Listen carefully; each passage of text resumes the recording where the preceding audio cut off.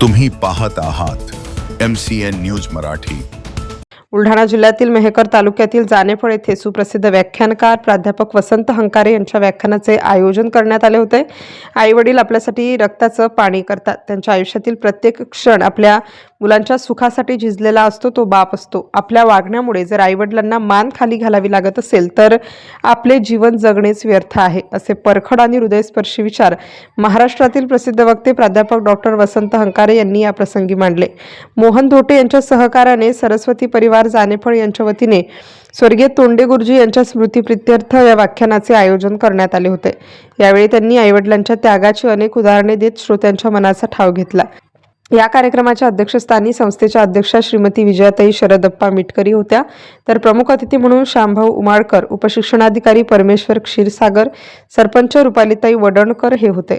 या भावस्पर्शी कार्यक्रमाच्या यशस्वीतेसाठी सरस्वती परिवारातील सर्व शिक्षक, शिक्षकेतर कर्मचारी व संचालक मंडळाने अथक परिश्रम घेतले। MCN न्यूज मराठीकरिता प्रमोद मिश्रा, मेहकर।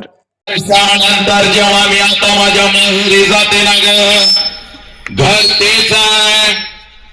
तेच आहे, पण त्या अंगणामध्ये आता मला माझ्या बापाचं चप्पल दिसत नाही। पुरी माझा बाप उठून आता पळत्या पिशव्या, आता माझा बाप घेत नाही बोले, आणि माझ्या कानात आता मला हळूच पप्पा पोरानो घ्या शपथ, पप्पा पप्पा पप्पा शपथ घ्या पोरानो, देवाची सेवा करणार, या तुमची मान अभिमानानं उंच होईल असंच कामे करणार, पोरानो घ्या शपथ।